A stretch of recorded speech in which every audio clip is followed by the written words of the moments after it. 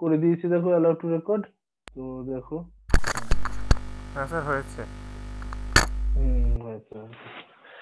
আচ্ছা হ্যাঁ, কত নম্বরটা বলছেন? নাম্বার বলো, কোয়েশ্চেন একটু নাম্বারটা বলো। 52। 52 বি, অপশন বি। ঠিক আছে স্যার। ওটা অ্যাসিডিক বাফার হবে একটা, ঠিক আছে, অ্যাসিডিক বাফার হবে। বেশ, ওকে। তারপরে চলে আসো 55 এরটা কি বলতে চাইছি। 55 এরটা অনেক বড় কোয়েশ্চেন আছে। 55 এরটা দেখছি আমি কি বলতে চাইছে। বলছে H2S gas when passed through a solution of cations containing HCl precipitates the cations of second group of qualitative analysis but not the fourth group. আচ্ছা, ব্যাপারটা বুঝতে হবে কি বলতে চাইছে এখানে। গ্রুপ অ্যানালিসিস এর একটা কনসেপ্ট রয়েছে এই পার্টের সাথে রিলেটেড। কোয়েশ্চেনটা ভালো বলতে পারো, গ্রুপ অ্যানালিসিস রিলেটেড।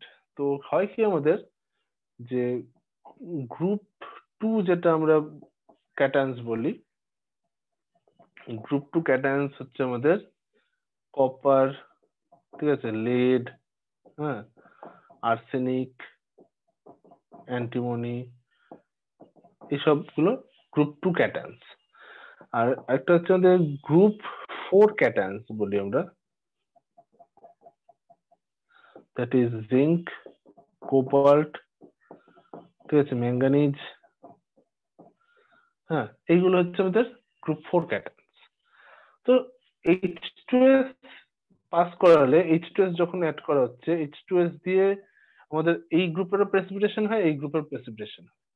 কিন্তু গ্রুপ টু এর ক্ষেত্রে dilute HCl plus H2S use করা হয়, তাতে সব সালফাইড প্রেসিপিটেট গুলো তৈরি হয়ে যায়। সবার সালফাইডে, মানে ধরো কপার সালফাইড, লেড সালফাইড, এরা সব প্রেসিপিটেট হয়, ঠিক আছে। আর এখানে পাস করানো হয় ammonium chloride, ammonium hydroxide and H2S, মানে এইটা দিয়ে H2S অ্যাড করা হচ্ছে। তার মানে এখানেও প্রেসিপিটেট হবে, জিঙ্ক সালফাইড প্রেসিপিটেট হয়, কোবাল্ট সালফাইড প্রেসিপিটেট হয়, ম্যাঙ্গানিজ সালফাইড প্রেসিপিটেট হয়, ঠিক আছে।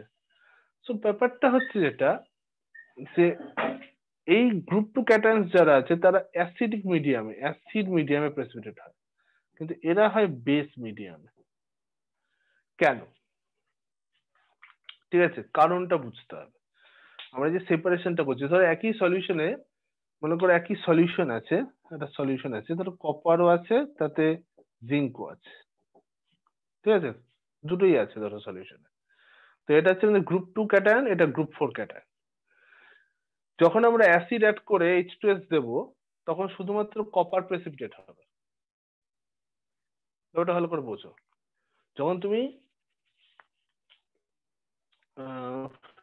অ্যাসিড প্লাস H2S চালনা করবে, তখন তুমি পাবে কপার সালফাইড প্রেসিপিটেশন। যখন তুমি বেস মিডিয়ামে H2S চালনা করবে, বেস মিডিয়ামে যখন H2S চালনা করছো, তখন কিন্তু কপার জিঙ্ক দুটোই প্রেসিপিটেট হবে, দুটোই প্রেসিপিটেট হতে পারে। ওই জন্য আমরা কি করি, আগে অ্যাসিড অ্যাড করে H2S পাঠিয়ে দিই। সলিউশন ধরো দুটোই থাকলে আমি কি করব, অ্যাসিড অ্যাড করবো ফার্স্টে, H2S পাঠাবো, তাতে কপার যা প্রেসিপিটেট হওয়ার প্রেসিপিটেট হয়ে গেল, কপার আউট হয়ে গেল। তারপর মিডিয়ামে বেস অ্যাড করে H2S পাঠাবো, তখন জিঙ্কটাকে প্রেসিপিটেট করব এবং দুটোকে আলাদা করতে হবে। যদি সেপারেশন করতে চাই কপার এবং জিঙ্ককে, তাহলে এইভাবে সেপারেশনটা করতে হবে। আবার বলছি, প্রথমে কি অ্যাড করতে হবে, অ্যাসিড দিয়ে H2S পাঠাবো, কপার গুলো অধক্ষিপ্ত হয়ে যাবে, আলাদা হয়ে গেল কপারটা। এবার ক্ষার অ্যাড করব, ক্ষার অ্যাড করে তারপরে H2S আবার পাঠাবো, তখন জিঙ্কটা অধক্ষিপ্ত হবে। তো একবার কপার অধক্ষিপ্ত হচ্ছে, একবার জিঙ্ক অধক্ষিপ্ত হচ্ছে। যদি উল্টোটা করো, ধরো আগেই ক্ষার অ্যাড করে H2S পাঠিয়ে দিলে, তাহলে কিন্তু কপার যে বসে থাকবে তা নয়, কপার কিন্তু অধক্ষিপ্ত হয়ে যাবে। তো এটা কেন হয়, কপারটা অ্যাসিড ক্ষার দুটো অবস্থাতেই অধক্ষিপ্ত হয়ে যাচ্ছে, কিন্তু জিঙ্ক শুধুমাত্র ক্ষার দ্রবণে অধক্ষিপ্ত হচ্ছে, এটা কেন? তো কারণটা বুঝতে আমাদের H2S এর বিয়োজনটা বুঝতে হবে। H2S যখন ভাঙছে 2H plus plus S2 minus আয়নে কনভার্ট হচ্ছে। তো এক্ষেত্রে এই যে এইচ প্লাস আয়নটা এর গাঢ়ত্ব একটা ইম্পর্টেন্ট রোল প্লে করবে সালফাইড আয়নের কনসেন্ট্রেশনের উপর। বাইরে থেকে যদি আমরা অ্যাসিড অ্যাড করি, ঠিক আছে, যদি অ্যাসিড অ্যাড করা হয় তাহলে কি হবে, রিয়াকশনটা ব্যাকওয়ার্ডে মুভ করে যাবে, কারণ এইচ প্লাস এর কনসেন্ট্রেশন বেড়ে যাবে। তখন কি হবে, সালফাইডের কনসেন্ট্রেশনটা লো হবে। তাহলে অ্যাসিড অ্যাডিশন করলে কি হচ্ছে, অ্যাসিড অ্যাডিশন করলে কনসেন্ট্রেশন অফ সালফাইড ডিক্রিজ করবে। এবার ধরো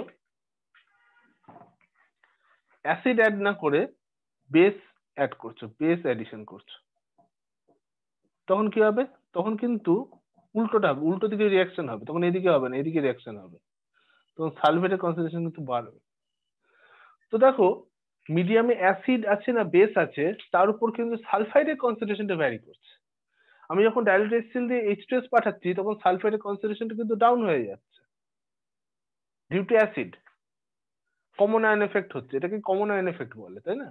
যে অ্যাসিডে এইচ প্লাস আয়ন, H2S এর এইচ প্লাস আয়ন আছে, তো দুটো আয়নের, দুটোর যে এইচ প্লাস আয়ন গুলো একে অপরকে প্রভাবিত করবে, তো কি হবে, H2S এর বিয়োজনটা কমে যাবে, ডিসোসিয়েশনটা কম হবে।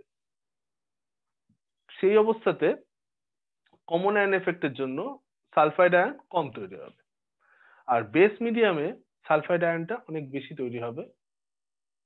তার ফলে আহ, ওটাও কেন হচ্ছে বুঝতে পারছো, বেস থাকার জন্য H2S এর ডিসোসিয়েশনটাকে বাড়িয়ে দিচ্ছে, H প্লাস গুলো অ্যাবজর্ব করে নিয়ে, তো এই সালফাইড আয়নের কনসেন্ট্রেশনটা বাড়িয়ে দেবে।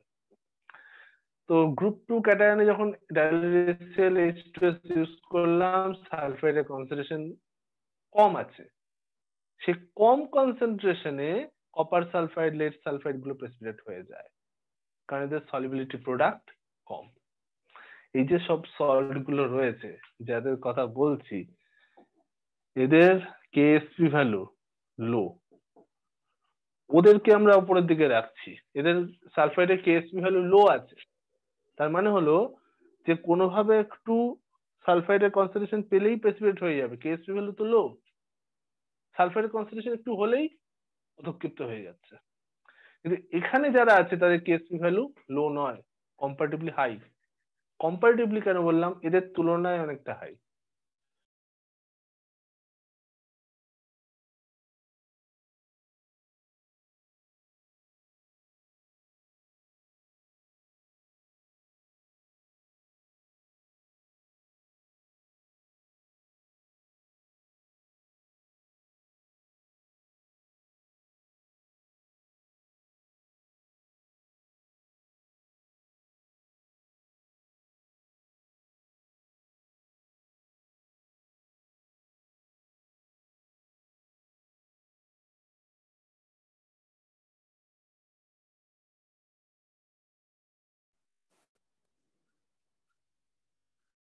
তো